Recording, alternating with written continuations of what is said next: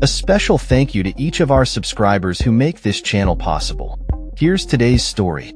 In a shocking move, President Donald Trump's administration has placed journalists at the Voice of America (VOA) and other U.S.-funded broadcasters on leave, effectively freezing operations at these crucial outlets that have long served as a bulwark against Russian and Chinese disinformation campaigns.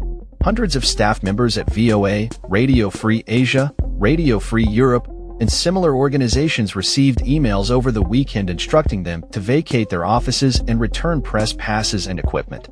This unprecedented action comes on the heels of an executive order issued by Trump on Friday, which categorized the U.S. Agency for Global Media, USAM, as an unnecessary component of the federal bureaucracy. The implications of this order are profound, particularly in an era where misinformation is rampant and quality journalism is more essential than ever. By subscribing to quality journalism, you not only support accurate reporting but also contribute to a free press that is vital for democracy. The U.S. Agency for Global Media oversees several outlets that have been instrumental in providing independent news coverage across the globe. The abrupt decision to place these journalists on leave has raised alarms among advocates for press freedom and democracy. Kari Lake, a staunch Trump supporter and former Arizona news anchor, has been appointed to lead the media agency following her unsuccessful Senate bid. In a communication to the affected outlets, she stated that federal grant funding would no longer align with agency priorities. Meanwhile, White House press official Harrison Fields took to social media, posting a simple goodbye in 20 different languages. A jab at the multilingual capabilities of these broadcasters that have provided critical information to diverse audiences. Michael Abramovitz, the director of VOA, expressed deep concern about the impact of this decision. He noted that the agency has made significant strides toward reform, but the current actions will severely hinder its ability to fulfill its mission. Voice of America has been a priceless asset for the United States, he stated, emphasizing its role in combating oppression and promoting democracy worldwide. With a reach of 360 million people in 48 languages each week, VOA has been a vital source of information in regions where freedom of the press is under threat.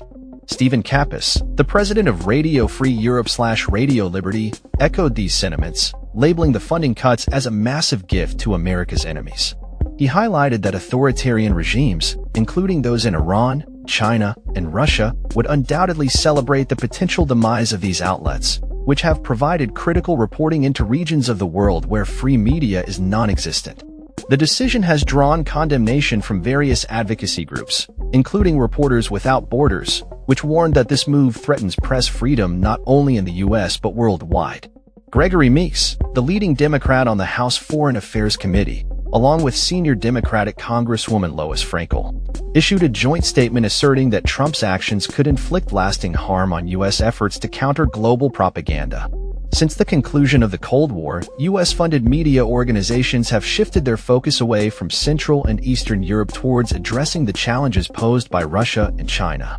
In recent years, Chinese state-funded media have significantly expanded their influence, offering free services to media outlets in developing countries that would otherwise rely on Western news agencies.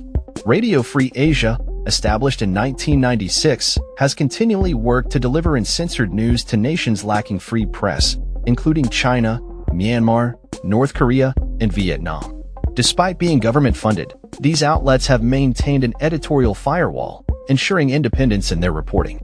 However, this policy has drawn criticism from some within the Trump administration, who have expressed a desire for these organizations to align more closely with presidential policies. The potential dismantling of U.S.-funded media is likely to face challenges, as Congress holds the constitutional power over federal funding.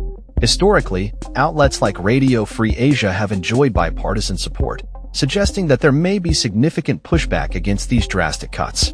An employee from VOA described the atmosphere of uncertainty and anxiety following the announcement, stating that staff members were left to constantly check their phones and social media for updates regarding their employment status. Another employee from Radio Free Asia remarked on the broader implications of the cuts, emphasizing that the situation extends beyond financial concerns. Many staff members and contractors work in dangerous environments, and the loss of funding could jeopardize their safety and security. Wiping us out with the stroke of a pen is just terrible, the employee lamented, underscoring the human cost of these sweeping changes. As the situation continues to unfold, the global community watches closely, recognizing the critical role that independent journalism plays in promoting democracy and holding power accountable.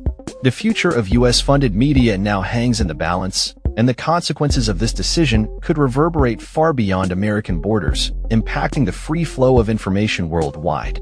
That's all for this story. We upload videos every day covering many different subjects, so hit that subscribe button to stay informed.